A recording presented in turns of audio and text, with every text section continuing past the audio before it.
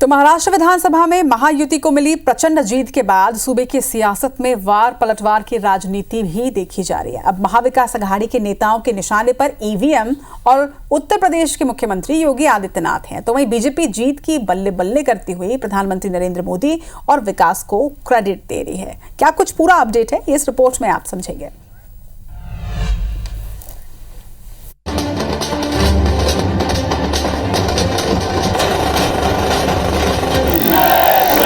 महाराष्ट्र में चुनाव नतीजों के बाद महायुति खेमे में खुशी की लहर है, तो महाविकास अघाड़ी खेमे में हार के बाद मायूसी है। चिंतन मंथन के साथ ईवीएम पर आरोपों की बौछार है। इस उठापटक के बीच महाराष्ट्र कांग्रेस अध्यक्ष नाना पटोले ने अपने पद से इस्तीफा दे दिया है। जहां शरद पवार हार का सबसे बड़ा कारण उत्तर प्रदेश के सीएम योगी आदित्यनाथ के बटेंगे तो कटेंगे के नारे को बताते हैं, तो वहीं शिवसेना उद्धव गुट के सांसद संजय राउत ईवीएम पर हार का ठीकरा फोड़ते हुए सुप्रीम कोर्ट के पूर्व सीजेआई डीवाई चंद्रचूड़ को जिम्मेदार बताते हैं। निश्चित है, ये उत्तर प्रदेश के मुख्यमंत्री त्यांनी जो भाष्य केलं त्याच्यामागे विवेकानंद भाव असा दृष्टिकोन कायमाफीची दिसतो। ईवीएम ये बहुत बड़ा मुद्दा इस चुनाव में रहा, इसलिए हम इस बार कहते हैं कि ये जो निर्णय है वो आप रखिए, लेकिन महाराष्ट्र में आप ये चुनाव फिर एक बार लेकर मतपत्रिका बैलेट पर लीजिए। ये कौन सा निर्णय है? इसके लिए ये जो सब खिचड़ हो गया ना महाराष्ट्र में, मिस्टर चंद्रचूड़ जिम्मेदार है।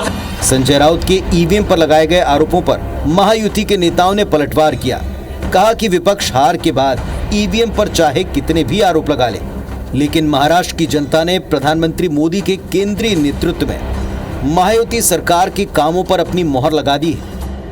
जो लोग हार जाते हैं, एक तो वो या तो वो एक डिग्निफाइड स्टांस ले सकते हैं, या तो वो छोटी बचकानी बातें कर सकते हैं। इनकी बचकानी ही बातें, मैं खुद महाराष्ट्र में जाके आई हूँ और वहाँ पे जो क्रेज जो है, मोदी जी का जो क्रेज है, इट इज अनबिलीवेबल। कितना अच्छा काम हो रहा है, तो इसके लिए पब्लिक भी साथ दे रहे हैं ना।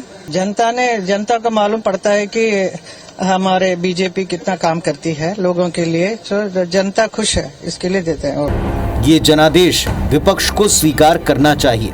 वैसे पहली बार नहीं है जब विपक्ष अपनी हार के बाद ईवीएम पर सवाल उठा रहा हो। महाराष्ट्र में महाविकास अघाड़ी के घटक दलों के लिए चुनौती अभी बाकी। मसलन नेता प्रतिपक्ष के लिए किसी भी विपक्षी दल के पास जरूरी सीटें ही नहीं है।